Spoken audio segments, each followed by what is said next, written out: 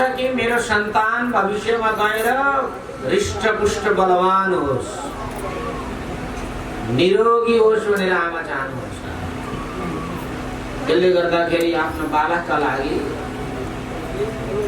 माखन बनाउनका लागि कयौं घरमा दासीहरू हुँदा हुँदै पनि माता आफै मोही पार्नुहुन्छ र नयाँ माखन निकाल्नुहुन्छ। यति माखन निकालेर माताले बाल गोपालका मुखमा चटाइदिनु भयो, कति मिठो नि बाल भनेर, कृष्ण कति मिठो भनेर।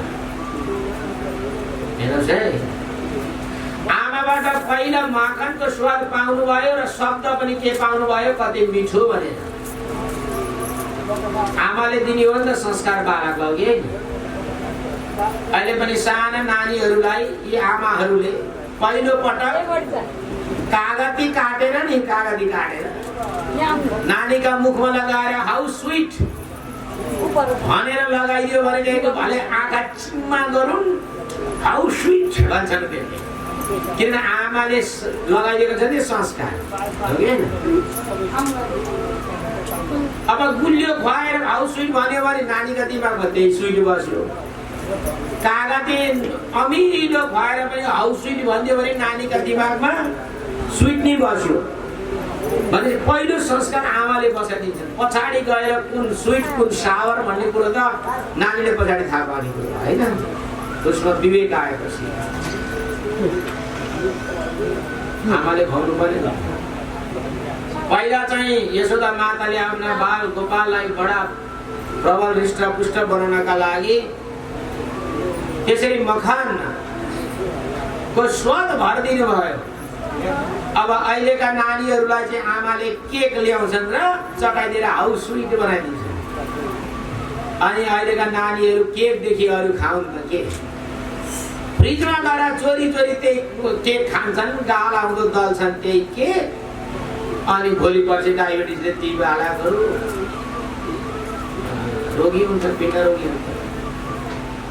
हाम्रो संस्कृति र पुरानो परम्परामा हेर्नु न, अहिलेको विकसित संस्कृति के संस्कृति भन्दा अहिलेको विकृति र पुरानो परम्परा कति फरक थियो। पहिला चाहिँ आमाले बालकलाई खुब स्वस्थ बन्नका लागि आफै हातले बनाएर खुवाउँथे।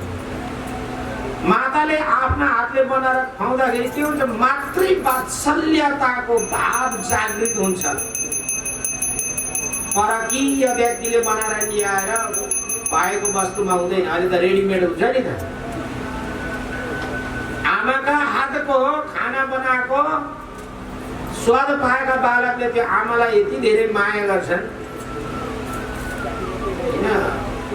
अर्काले बनाएको खाना ल्याएर खुवाएपछि नानीहरूमा आमाप्रति माया जाग्दैन।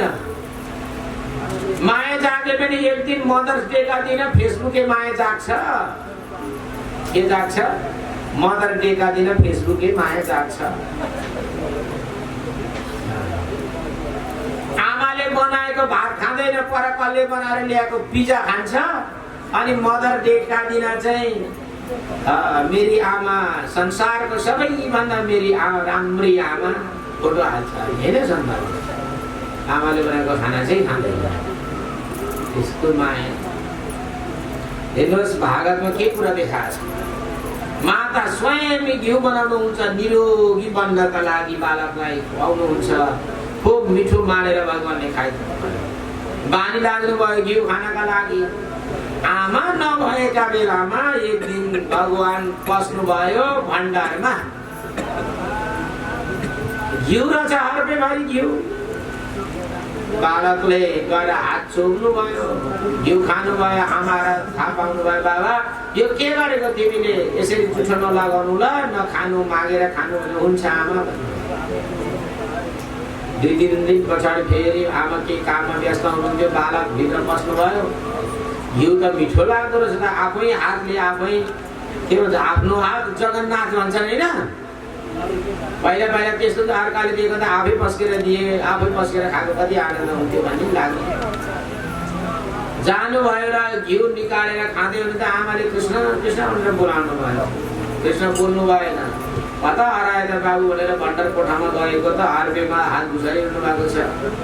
कृष्ण तिमीले के गरेको त यो भन्दाखेरि आमा बाहिर खेल्न गएको हजुरले मलाई आज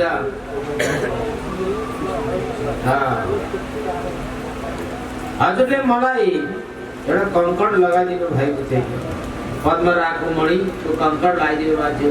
चुरो घामको किरणद्वारा यो चुरोले गर्दाखेरि हात यति पोल्यो नि, पानीले धुँदा पनि शीतल भएन यार, या घिउमा ठ्याक्क हात घुसारेको त कति शीतल भयो। उपचार गरेको उपचार गरेको नानी तिमीले।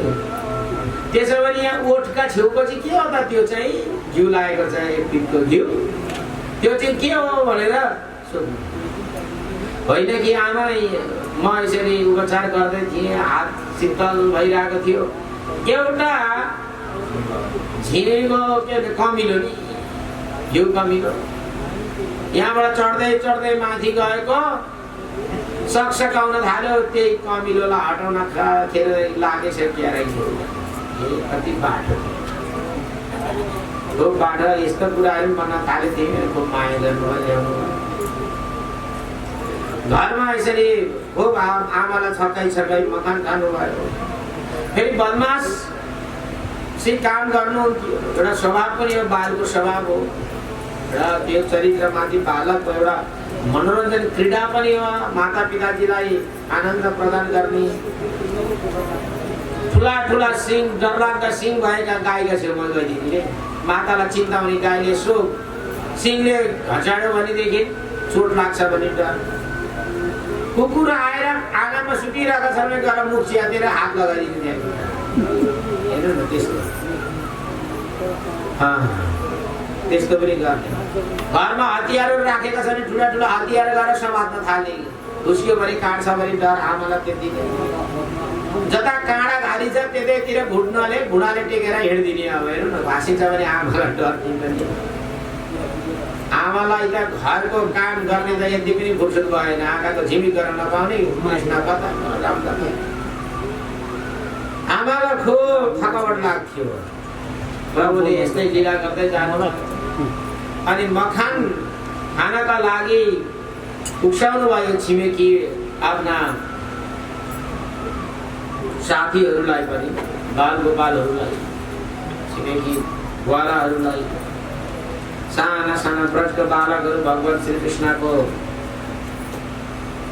मखान चोरी लीलामा साथ दिएका थिए र छलफल हुन्थ्यो, आज कुन गाउँमा जाउँ है भन्छ, पल्ला गाउँमा जाउँ, किनकि उनीहरू आज फलाना गाउँमा आफन्तकामा विवाहमा गएका छन्, घरमा कोही छैनन् भनेर सूचना आउँथ्यो। त्यतापट्टि मखान चोर्न जानुहुन्थ्यो, अर्काका घरमा पसेर खाँदो खायो मखान, नखाएको पनि ठेकीहरू फुटाइदियो, छोडिदियो, लतापत्ता बनाइयो, दही पोखियो, यस्तो यस्तो। बेलुका घरका मालिक घरमा फर्केर आउँदा त हेराम घरमा त हेरिसक्नु छ, कहाँबाट कसले यस्तो गरेको भनेर अनि बिस्तारै पत्ता लगाउँदै जाँदा त कृष्ण रहेछन्, नाइके छैन, नाइके। ब्रजे वसन्तं नवनीत चौरम गोपाङ्गनानं चतुकोल चौरम अनेक जन्मार्जित पाप चौरम चौराग्रगण्यं पुरुषं नमामि। ब्रज बस्दाखेरि खुब नौनी चोर्ने काम गर्नुभयो। भविष्यमा गएर यी ठुला चोर हुनुहुन्छ भगवान Shri Krishna. Morning shows the days भनेपछि बिहानले मध्याहको सङ्केत गर्दछ भने जस्तै अब नौनी चोर्दै हुनुहुन्छ। भोलि ठुलो भएपछि प्रजाङ्गनाहरूको लुगा चोर्नुहुन्छ। अनि हुँदै हुँदै गएपछि भक्तहरूका पूर्वजनका सम्पूर्ण पापहरू चोरिदिनुहुन्छ, अर्काको पाप पनि चोरिदिनुहुन्छ भगवानले। न त कति ठुलो चोरी काम गर्नुहुन्छ। यस्ता प्रभुलाई नमन छ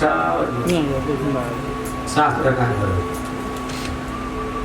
मखान चोरी मात्रै गर्ने हो र? कसैका घरमा गएर गोठमा पसेर बाछा फुकाइदिनुहुन्थ्यो। गाई धुने बेला भएको छैन, बाछा फुकाएर छोडिदिए, बर्बाद बनाइदिनु। यस्ता यस्ता लीला गर्नुहुन्थ्यो भगवान। गाउँमा जाने मखान छोड्ने यस्ता लीला हुँदै थियो। एकजना प्रभावती भन्ने महिला हुनुहुन्थ्यो गाउँमा। तिमीहरूका घरमा आएर कृष्णले मखान चोर्छन्, खै मेरा घरमा त आएर आँटै गर्दैन हो, म अलिक छुच्ची स्वभावको परेर हो कि क्या? ए मेरा घरमा आएर चोरीहरू भने कृष्णलाई म छ्याममा लागि पो दिन्छु। यशोदा माता नन्दा बाबाले कुलकुली आएको होला, म त त्यसले कडा स्वभावकी भने। उनको देवर भगवान श्री कृष्णकै मखान चोरीको एउटा सदस्य, त्यो दलको त्यो समूहको। कृष्ण मेरी भाउजूले खुब फुर्ती लगाइन्छ, त्यसो भने तिम्रै घरमा जाउँ न त मखान चोरी लिँदा गरौँ। भाउजू पानी घरमा चाहिँ कतिखेर निस्किन्छन् न प्रभावती भन्दा यो समयमा भनेर बताइदिए। अब सजिलो भयो नि त, ढोका कताबाट छ कताबाट छिर्न सकिन्छ। स्वयं घरको मान्छेले सूचना दिँदैछ, अब जानु भयो प्रभावतीको घरमा। भगवान बाँदरहरू पनि साथमा लागे। भित्र प्रवेश गरेर जसरी प्रभावती बाहिर निस्केर बाहिरबाट छिटकनी लगाएको थिइन्, साङ्लो लगाएको छिन् ढोकामा, त्यही अनुसार नै गरिदिनु। भित्र प्रवेश गरेर नयाँ नयाँ मखान मिसाइकन खान लाग्नु भयो। त्यस पछाडि रहेको दहीहरू घिउहरू मिसाएर ढोकाको भित्री भाग, झस्किलो भाग भन्छ नि, मजेरीको भाग, त्यहाँ पोखाएर खुब हिलो बनाइदिनु भयो। अनि यसो खुट्टा लगाएर कतिको चिप्लिन्छ भनेको त हो, खुट्टो त्यहाँ राखिसक्दा त सर्ग बनिरहेछ, त्यस्तो चिप्लो बनाइदिनु भयो। अनि एउटा कुनामा लुक्नु भयो। अनि प्रभावती त्यो माटाको गाग्रामा पानी बोक्ने चलन त्यतिखेरको, मधेराबाट पानी बोकेर आउनुभयो। अनि छिर्कनी खोलेर ठ्याक्कै एउटा खुट्टो भित्र राखेर अर्को खुट्टो के राखौँ भनेको थियो, त्यो हिलोमा घिउ र दही मिसेको हिलोमा चिप्लेर मजेडीमा ज्याम्मै लड्नु भयो। अब माटाको मड्केर सबै फुट्यो, मरे नि मरे। उताबाट भगवानहरू किलकिलाउँदै हाँस्दै निस्कनु भयो, ए आन्टी 911 कल गरिदिउँ भन्दै। 911 त्यतिखेर 911 हस्पिटल आइयो नि, आएको नि बिचरा प्रभावतीले कस्तो भइ लगाएको है भगवान। त्यस पछाडि तिनीहरूलाई पख भन्न थाल्यो, बिचरा लौरो टेकेर हिँड्न थालिनु, लौरो टेकेर। अनि प्रभावती आन्टी कति चाँडै 80 वर्षकी पुग्नु भयो तपाईँ, त्यहाँ लट्ठी टेकेर हिँड्न थाल्नु भयो। जिस्काइदिनु हुन्थ्यो संसार, झन् मुरमुरिन्थ्यो। पख कुनै दिन म भेटौँला तँलाई, मलाई रङ्गिया पक्रिएर फेरि आमाको अगाडि लगेर नपिटाइ त म छाड्दिनँ भनेर खुब कुरा गरिन्। भगवान चाहिँ ठिकै छ नि त। फेरि अर्को दिन अर्को गाउँभरि कृष्णले मखान चोर्ने हल्लाले व्यापक भयो। प्रभावती ठिक भइसकेकी थिइन्। दोस्रो पटक पनि प्रभावतीको त्यो घमण्ड नगएको कारणले गर्दाखेरि भगवानलाई जान मन लाग्यो प्रभावतीको घरको। तर प्रभावतीले चाहिँ छक्क्याएकी रहेछन्, बाहिर जाने बहाना बनाएर आफ्नो देवरलाई पनि छक्काएकी रहेछन्। हामी बाहिर जाँदैछौँ है देवर बाबु, तिमीले घरको रेन्दै गर्नु भनेर। तर गएकी रहेछन्, घरमै बसेकी रहेछन्। उसले भने भाउजू हुनुहुन्न घरमा भनेर मखान खुवाउन लगेको लुकेर बसेकी रहेछन्, देखिनन्। अनि भण्डार कोठामा गएर चाहिँ एउटा घन्टी पनि राखेको रहेछ त्यहाँ। त्यो मखान खाँदाखेरि त्यो घन्टी बज्छ भनेर थाहा पाइहालिन्छ, त्यतिखेर गएर समात्छु भनेर। भगवान बस्नुभयो, खानुभयो मखान। यो चाहिँ ताजा रहेछ कि क्या भनेर एउटा मुनामा चढेर यसो माथि लम्किने हुँदै घन्टी रहेछ। अब छोइसक्दाखेरि टिङ टिङ घन्टी बजिरहेको छ, हालिँदाखेरि बासो पो भयो त्यही। ए घन्टी राजै, मलाई मखान खान मन लागेको छ, यसको चाहिँ तिमी नबोलिदिनु ल, नबजिदिनु भन्दाखेरि मखान घन्टीले भने हस् हजुर, हस् हजुर घन्टीले। अनि भगवानले गएर यसो हात लगाएर त्यो माथिबाटको तर्सै कति मेरो राम्रो थियो, त्यो ताजा निकालेर यसो मुखमा लाउनु भयो, त्यो घन्टी आफै बज्न थाल्यो। प्रभावती ठ्याक्कै डोरी लिएर आइहालिन् नि, छ्याप पहिरो किन अरू केटा भागिहाले। कृष्ण त मुनामा चढ्नु भएको थियो, अन्नमा पर्नु भागी छ। डोरीले हात बाँधी प्रभावतीले भगवानका हेरे ठुलो हेर्नुमा यो सबै धोका दिनेहरू कोही नभएर घन्टी हो। ए आन्टी मलाई यो घन्टीसँग एउटा प्रश्न सोध्नु छ, मौका दिनुहोस् न। ल जाऊ, के सोध्नु छ? भगवान् जानु भने घन्टी हाम्रो बाचा बन्धन किन तोडेको? बस्दिन भने होइन भन्दाखेरि हजुरहरूको शास्त्रमा लेखेको छ भगवान्लाई भोग लगाउँदाखेरि घन्टी बज्नु भनेको छ। हजुरलाई प्रसादी भोग लाग्यो, मखान भोग लाग्यो, म नबजिरहन सकिनँ भनेर घन्टीले मान्छे ल यसले पनि मलाई त नाजवाबै बनायो। दुईटा हातमा डोरी लगाएको छ, ल आइज भनेर प्रभुवतीले बाँधेर अब नन्द बाबा यशोदा माताका घरमा लग्नुभयो। हातमा डोरी लगाएर तानिरहेकी पछाडिबाट बेला बेला झटझट झट आवाज आउँथ्यो, ए तिमीले के फुकाल्न सक्थ्यौ मेरो बन्धनलाई? होइन कि आन्टी या डडालो चिलायो कराउन खोजेको भन्नुहुन्थ्यो। अगाडिबाट तान्नुहुन्थ्यो, पछाडि हेर्नुहुन्थ्यो, व्रतका नारीहरू यसरी हिँड्छन् सुरु गरेर अनुहार ढाकेर हिँड्छन्, ती मात्रै बाटो देख्ने मात्रै अनुहार देखाउँदै पछाडि फर्केर नि हेर्नु भने निरुनु भएको छ कृष्णलाई। कृष्णले त्यति बेला बेला हात झटझट बनाउनुहुन्छ नि त। यहाँ चिलाएर कराउन खोजेको भन्नु भगवान्ले एउटा पर देख्नुभयो सीतामा सखालाई, ए यता आऊ भनेर हातले इसारा गर्नुहुन्छ। इसारा गरेपछि ती सखा आएर खोलिदिनु भयो भगवान्, खोलेर त्यो डोरी चाहिँ आफ्नो हातमा लगाउनु भयो। अनि भगवान् घोडी गयो छड्के, म गएँ फड्के भने जस्तो भगवान् छड्के बाटो लिएर घरमा गएर आमाका काखमा सुत्नु भयो। एकछिन पछि ए प्रभावती बाहिरबाट आनन्द आएर भन्छन्, ए यशोदा यशोदा बाहिर आऊ, सधैँ हामीले कम्प्लेन लिएर आउँछौँ तिम्रो छोराले मखान चोरी गरेर खाइदियो, हाम्रा घरका ठेकी भाँडा फुटाइदियो भन्दाखेरि तिमी पत्याउँदैन थियो। आज त रङ्गे हात पक्रियो, यी लिएर आएको छु बाँधेर लिएर आएको छु। यशोदा माताका काखमा कृष्ण हुनुहुन्छ, कहाँ कुन कृष्णलाई बाँधेर ल्याइदिने भनेर यशोदा माता बाहिर निस्कनु भयो। अनि प्रभावती के भनेको तिमीले? मेरा कृष्ण त भित्रै छन् त, कृष्ण बाहिर आऊ भन्दाखेरि नभन्दै टुडुक हिँड्दै भगवान् कृष्ण बाहिर निक्लिनु भयो। प्रभावती भनिदिनु होइन मैले यसैलाई बाँधे हो त, यसैलाई बाँधेर म लिएर आउँदै के भयो त यहाँ बिचमा परिवर्तन? यसो फर्केर हेर्दा आफ्नै देवर परेछ,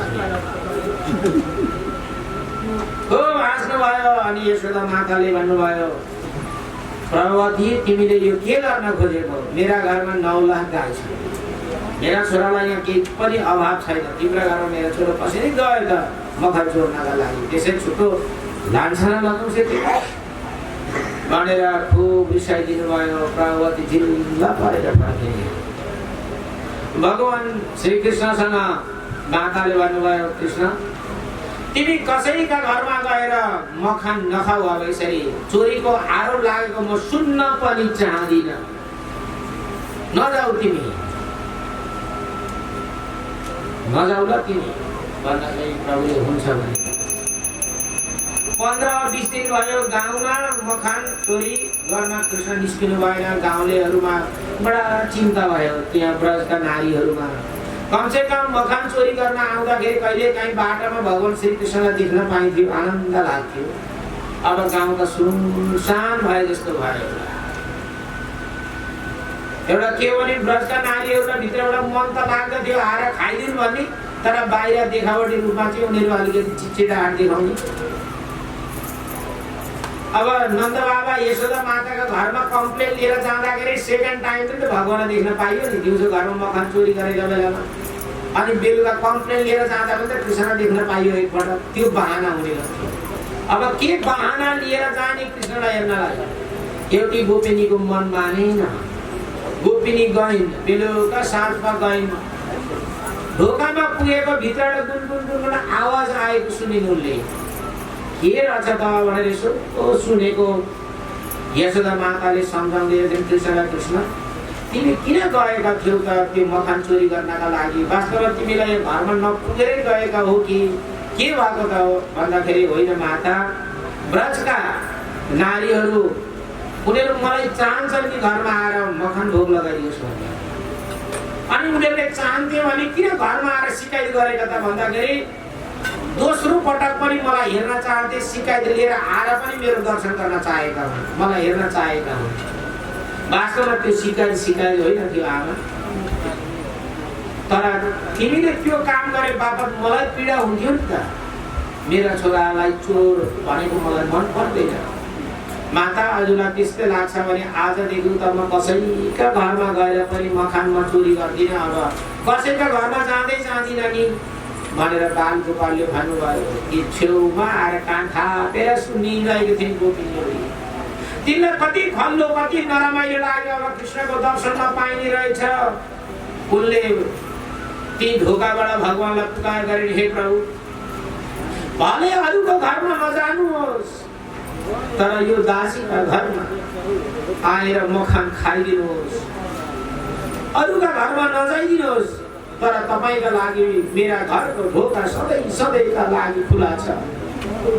मेरा घरमा आएर मखान खाइदिनुहोस् प्रभु भनेर पुकार्न थाल्छिन् ती गोपीले भगवानलाई।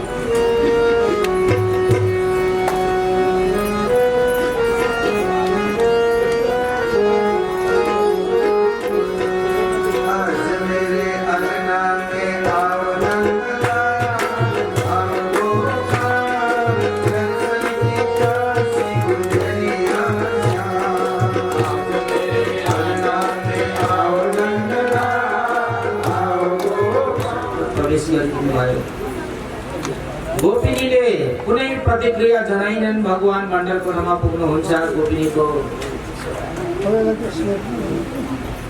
माखन भोग लगाइदिनु प्रभुले मस्तसँगले मखान खाइदिनु भयो।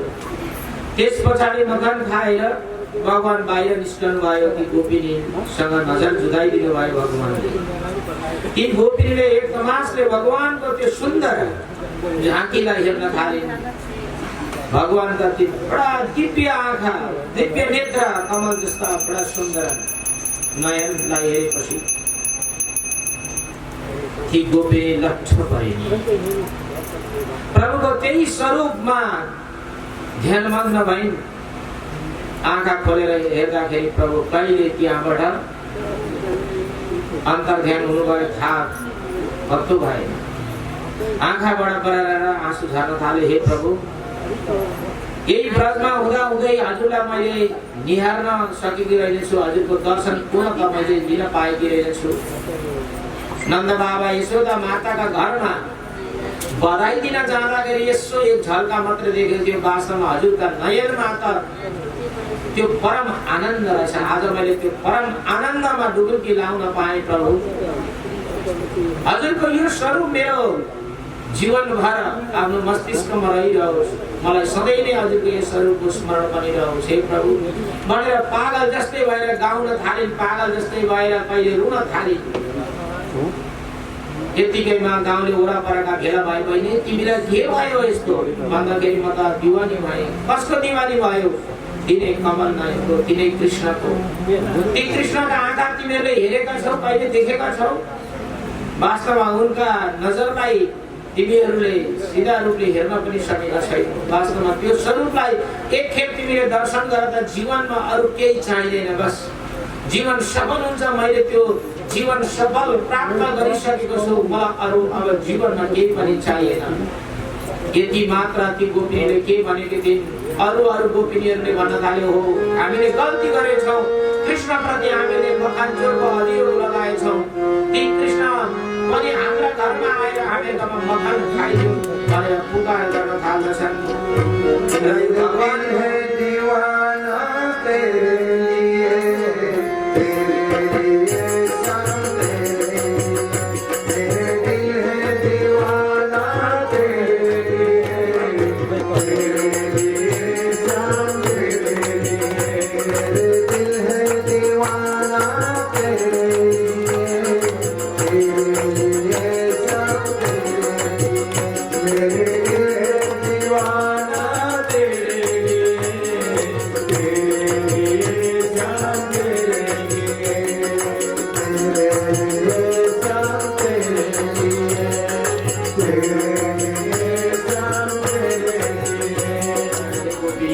सबैका घर घरमा आएर मखान भोग लगाइदिन्छु, मखान पाइदिन्छु, तर अहिले समयको प्रतीक्षा गर्नु, म अवश्य आइदिन्छु भनेर भगवानले आशीर्वाद दिनुभयो। यिनै पावन प्रसङ्गका साथ श्रीमद् भागवतको कथालाई हामीले यहीँ विश्राम गर्छौँ। अब यहाँदेखि उता महाराष्ट्री गस्त्री बुकबाट हजुरहरूले महात्म्यका कथाहरू सुन्नुहुन्छ। प्राय प्राय महात्माका कथालाई सायद महाराष्ट्रीले पूर्ण गरिदिइबक्सनुहुन्छ। भोलि हामी सम्पूर्ण रूपमा भागवत कथाहरू प्रस्तुत गर्नेछौँ। विशेष कामले गर्दाखेरि म हजुरहरूबाट 1 घण्टा अगाडि यहाँबाट निस्किँदैछु। फेरि भोलि प्रातःकालीन सत्रका लागि हामी तोकिएको समयमा उपस्थित भएर श्रीमद् भागवत कथा गर्नेछौँ। अब एउटा राम्रो भजन, त्यस पछाडि महाराष्ट्रबाट मुखारविन्दबाट श्रीमद् भागवतको